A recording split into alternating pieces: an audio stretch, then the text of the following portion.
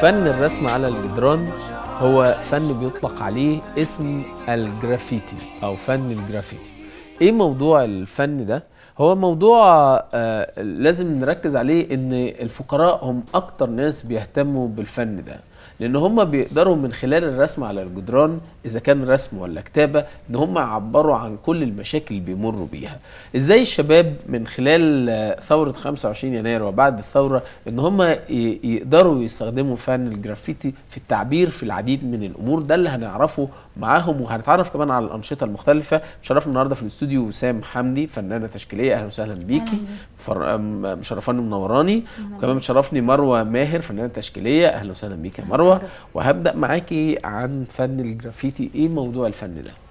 هو الفن الجرافيتي هو فن الرسم على الجدران والاسطح، بس بدون اذن من صاحب او مالك الجدار ده، سواء جدران عامه او خاصه. وفي ادوات خاصه عشان نرسم عليه بخاخات، دهانات، ماركرز. هو بيبقى عباره عن طاقه مدفونه جوه الانسان بيطلعها عن طريق عبارات رسم تعبير حر. بس المفروض الهدف منه حكاية هادفة أو تعبير هادف. في جماعة تانية استغلوه أسوأ استغلال كأسلوب من التخريب، وفي بعض الدول منعوه أو قرروا إن هم يحطوا ضوابط عليه. لكن احنا استخدمناه بعد ثورة 25 يناير بهدف نبيل يعني، وطالع من النفس والمشاعر، عبارة عن كلمات وتعبير حر بنمزج بينهم، نعمل ميكس بينهم بحيث يطلع جدارية تعبر عن مشاعرنا. الجدارية دي ممكن يشارك فيها كم واحد؟ أعداد كبيرة جدا من الناس، ما يعني ممكن 100 فرد، ممكن أكتر على حسب حجم الجدارية يعني. وبيتم في توزيع مهام؟ أكيد طبعا، ممكن حد يرسم تصميم، ممكن حد يتولى التلوين، بس الغالبية العظمى إن إحنا بنشارك في كل حاجة يعني. كلنا بنشارك في الرسم، كلنا بنشارك في التلوين، كلنا بنشارك في الإخراج. على أي أساس بيتم اختيار الجدار؟ يعني الجدار ده هرسم عليه، هل بيبقى فيه رسالة معينة من الجدار بالمكان؟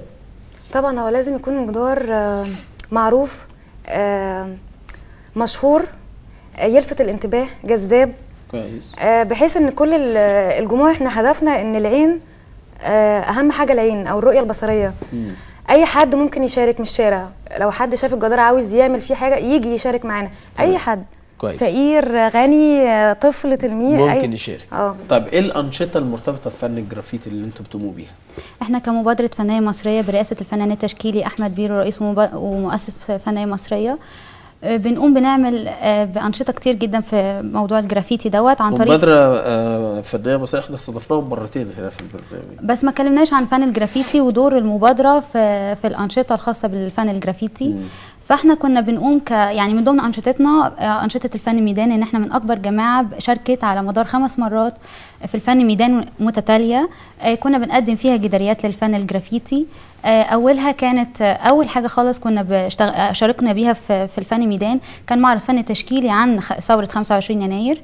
ومرورا بعد كده كنا عملنا جداريه باسم الشهداء لشهداء ثوره 25 يناير. كان فيها بنعمل كلوز على الشهداء اللي توفوا في ثوره 25 يناير، بدايه من خالد سعيد مرورا باحداث نهايه الماسبيرو. دي يمكن الانشطه اللي قمتوا بيها. الانشطه الجديده هي دي المهم، اللي هتقوموا بيها. ناويين تعملوا ايه؟ احنا دايما ناويين في كل احداث بتمر بيها البلد ان احنا نوثقها، سواء بجداريات جرافيتي عن اي حدث بيمر بيه البلد. لسه اخر مره لينا كنا عاملين نشاط عن الايتام، وكنا بنشارك. بنستعرض بعض الصور اللي انتم قمتوا بيها. اتفضلي. كنا في دار الأيتام بنعمل مشاركة في يوم اليتيم، وبنعمل فيه أنشطة فنية بنوثق فيها اليوم اليتيم دوت، وإزاي الناس لازم تشارك في حاجة زي كده، وإزاي إن ده جانب إيجابي للأطفال. تمام. احنا يمكن بنستعرض بعض الصور الفن الجرافيتي.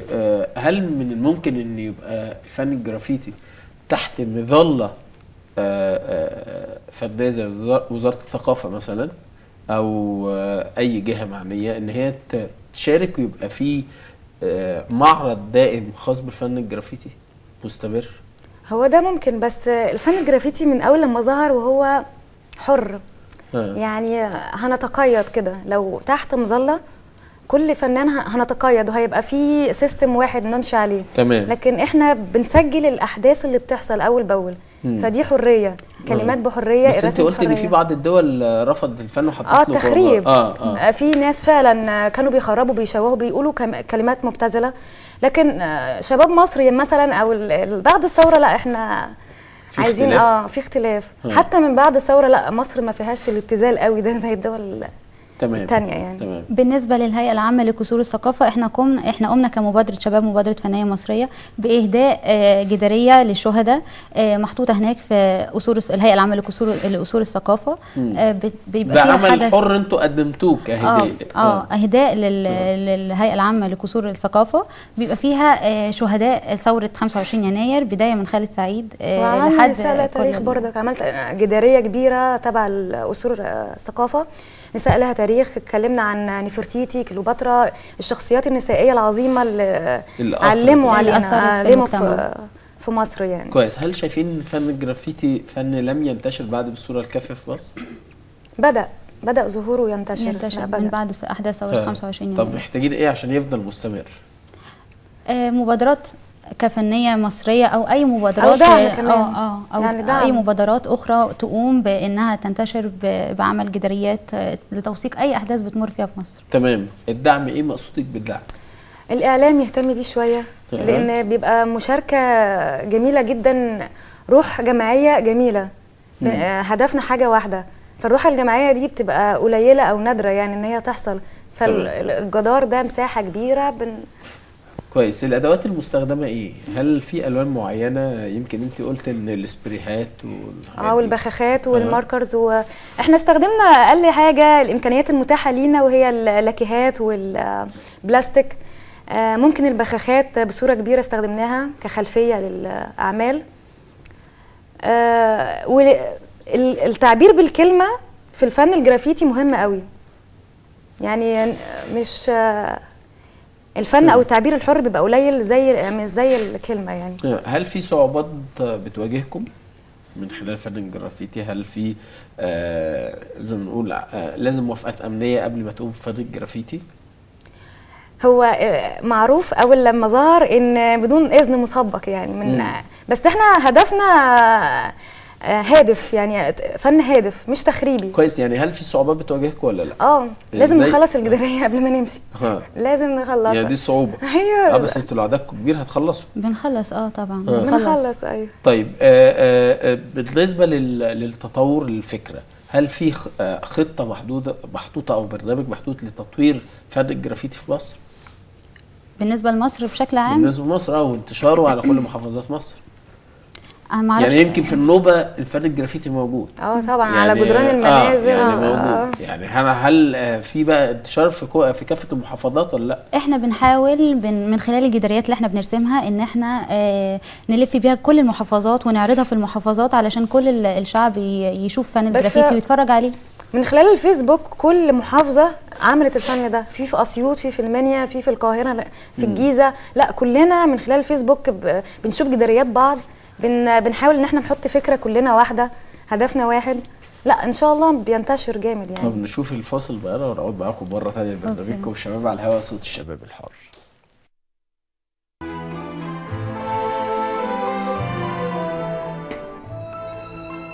هنبطل فكره رئيس الليله على كرسي، من النهارده هيتغير ويبقى عينه على الشعب.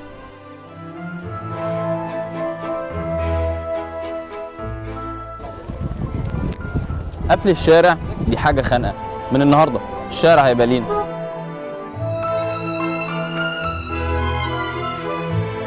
يا ريت قبل ما نحكم على حد في موقف معين نحط نفسنا مكانه.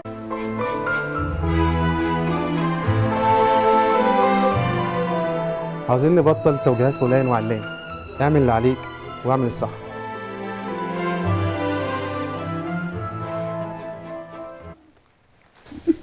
اهلا بيكم مره ثانيه بعد الفاصل معانا، وبعود مره ثانيه لضيوفي وسام ومروه. الفن الجرافيتي هو كفن هو فن الاعتراض على الاوضاع. بالظبط. هو فن التعبير عن اراء ووجهات نظر. هل هيبقى فن حزبي؟ الاحزاب تتبناه يعبروا عن ارائهم من خلال الجداريات؟ شايفه كده؟ ممكن يبقى كده؟ طبعا ممكن اكيد. ها. ليه لا؟ لا ممكن يبقى حزبي، جماعه فكره بيقدموا فكره معينه هيقوموا بيها. هل في مشاركين معاكم بالاحزاب؟ لا الصراحه احنا مجموعه شباب برئاسه فنان تشكيلي احمد بيرو، اتجمعنا في ميدان التحرير. طرقت على احمد الفنان الاستاذ احمد بيرو فكره ان احنا ايه المشكله ان احنا نعمل جماعه فنيه وان احنا نوثق فيها كل احداث بتمر بيها البلد من اقل حدث لاكبر حدث، بحيث ان احنا نخلي الفن وسيله للشعب انه يشوف فيها كل احداث بتمر بيها البلد، مش بس الاحداث، مش بس الاخبار الجرايد، لا من خلال الفن. طيب انتوا شاركتوا قلتوا في الفن ميدان. كويس. يمكن كل الايفنتات اللي بتعمل كنتوا بتشاركوا فيها. ايوه كويس. هل بتبقوا محضرين قبل الايفنت؟ ممكن تتكلموا على ايه، ولا مع الايفنت والحدث اللي بيحصل ممكن تبقوا بقى بعد كده حاطين الفكره؟ لا طبعا بنبقى محضرين ليها طبعا اكيد. بنبقى محضرين الفكره. لا مش فاهماني يعني انا ببقى محضر فكره دي اللي هتكلم فيها المره الجايه، ولا ممكن مع الفن ميدان اتناول فكره اخرى؟ يبقى في حدث طرأ فاتناول فكره اخرى. لا ما بيحصلش، لان احنا بنبقى مرتبين عاوز تصميم وعايز معينه لا يعني في تصميم بيتحضر اكيد طبعا. في هو استاذ احمد بيرو لا بيحط الفكره، هو الصراحه رئيس الفكره واحنا بنساعده بقى بامكانيات كل. بنستعرض بعض الصور لسيدات مصر اللي اثروا بشكل نساء لها تاريخ. كويس. انتوا بالنسبه لكم شايفين اكتر شخصيه نسائيه اثرت في المجتمع المصري يعني مين؟ ام كلثوم، لانه كله بيحبها. ده من الناحيه الفنيه. من الناحيه الفنيه لا، وكمان وطنيه، يعني هي ساعدت بالاموال وساعدت بالغناء لا ساعدت مصر كتير قوي. كويس. واي حد بيحبها. في عائشه تيمور، وفي حتشبسوت، كليوباترا، نفرتيتي، كل دولت ليهم رموز كبيره في مصر. طيب هل الفن الجرافيتي مع ظهوره في الولايات المتحده الامريكيه سنه 1970 كان ليه ظهور قبل كده؟ في الحضارات الاغريقيه والرومانيه ظهر اول مره خالص في الحضاره الرومانيه والاغريقيه. وكان بسيط، ما كانش منتشر او محدود جدا.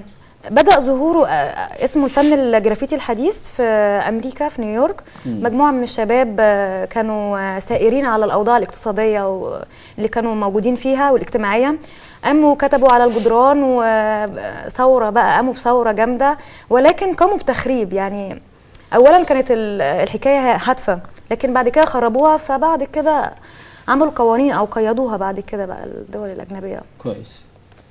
شايفه انت كمعيده في كليه التربيه الروعيه ان الفن الجرافيتي بيدرس بالشكل الكافي، ولا هو مالوش وجود في العمليه الدراسيه؟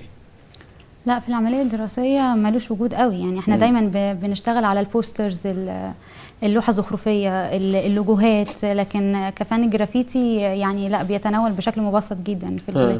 ممكن نتناوله على سكتشات لكن مش على جداريات، على جدران، لا. طب وبعد الثوره هل احنا في حاجه اليه وهو يدرس ولا لا؟ اكيد طبعا لازم اي حاجه حاطين ضوابط، يبقى اللي عايز يرسم او يكتب يبقى عارف الضوابط. طبعا لازم يدرس، ولازم المشكله ان احنا ننزل كمشروع، ننزل الطلاب ويرسموا دوت على جداريات في اماكن او داخل الكليه، اي حاجه من الحاجات دي طبعا يعني مطالب انها. ومن احد اهدافه تجميل، يعني تجميل الجدار بصفه عامه. تمام. اللي بيشارك لازم يكون بيعرف يرسم؟ لا مش شرط. مش شرط. ممكن كلمات، ما احنا بنقول كلمات رسم. انا بس لا مش هو بيقولوا اللي بيبقى خطه حلو بيرسم كويس. ده فن الخط العربي، يعني في ناس متخصصين خط عربي. طيب يعني في اللحظه دي، طب لو في شباب بيتابعونا وعايزين يشاركوا معاكم يتواصلوا ازاي؟ على الفيس. واحنا كلنا مجموعه الشباب قاعدين على الفيس كلنا، وبنحط ضوابط. في معين؟ مبادره فنيه مصريه دي بنجتمع فيها كل الفنانين، بنشاور بعض، بنحط تصميم هننزل امتى، الساعه كام، ونجتمع كلنا وكل واحد يجيب ادواته ونرسم. ننزل ونرسم كلنا. تمام. في بعض رسومات الفن الجرافيتي موجوده على بعض الجدران زي شارع محمد محمود، في مجلس الوزراء. هل انتوا شاركتوا في الرسومات دي؟ شاركنا طبعا بجداريه كبيره جدا في الثوره الثانيه من 25 يناير، في سور متحف المصري، جداريه من اكبر الجداريات، وكان نالت اعجاب الجماهير كلهم، وكان في من الشباب بيشاركوا معانا من الصور، بيشاركوا معانا في الاداء في اللوحات في الجداريه اللي كانت على سور متحف المصري. طيب انتوا دلوقتي مع الفن الجرافيتي الرساله النهائيه عايزين تقولوا منه ايه؟ هتقولوا المعارضه، ولا هتقولوا ده تعبير عن راي، ولا هتقولوا ده فن وتجميل؟ هتقولوا ايه يعني؟ احنا من خلال اللوحات الجداريات بتاعتنا بنأكد مطالب الثوار، وبنأكد اي حاجة بتحصل على مدار الاحداث في البلد بنأكدها، ومن خلال لوحاتنا. يعني احنا في اخر جدارية لينا عملنا جدارية حداد على احداث اللي حصلت في بورسعيد، وشاركنا فيها كجماعة فنية مصرية برضو في ان احنا لخصنا الموضوع في ان احنا تناولنا في اللوحة 3 ألوان علم مصر. اللون الأبيض كان بيدل على الكفن، واللون الأحمر كان بيدل على الدم، واللون الأسود بيدل على الحداد لما حدث في أحداث بورسعيد. فبنشارك في كل أحداث بتمر بها البلد كتوثيق للفن وكرؤية جديدة. هل في تجميع لفناني الفن الجرافيتي من كل محافظات مصر ولا لا؟ ممكن أكيد. دي ما تمتش بس لا لسه بس ممكن تتم. ملهوش جمهور ملهوش فنان. لا انا بتكلم بما ان منتشرين في المحافظات وفي وجود، ليه ما يجتمعوش كلهم في مكان واحد ونلاقي عمل ضخم جدا بيشارك فيه كل فنانين محافظات مصر؟ يعني دي النقطه. ممكن انا يعني جات لي يعني بنقول دلوقتي افكار ان ممكن في الاجازه الكبيره مثلا ان شاء الله كلنا نحاول نجمل مصر كلها، نجمل القاهره، نبدا بالقاهره، نجمل الجيزه، نبدأ من خلال الموضوع الفن الجرافيتي نجمل بقى. هل التجميل هيتم من خلال التفكير الذاتي ولا برضه من خلال التواصل مع الجهات والمؤسسات الحكومية؟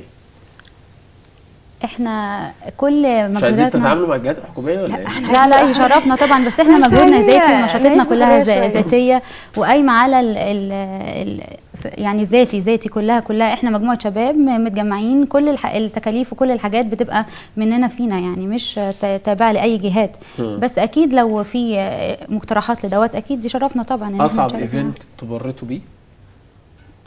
اصعب ايفنت مرينا بيه ايام الثوره، احنا كنا بننزل ايام الثوره ونرسم. طيب على العموم انتوا شرفتوني ونورتوني، بتمنى لكم التوفيق وشكرا ليكم. وسام حمدي الفنانه التشكيليه والمعيده في كليه التربيه النوعيه، شكرا ليكي. مروه ماهر الفنانه التشكيليه، شكرا ليكي. بتمنى لكم التوفيق. شبابنا ومشاهدينا في كل مكان، ما تنسوش مواعيد البرنامج جمعه سبت حد اثنين من الساعه 5 للساعه 6. شكرا ليكم والسلام عليكم.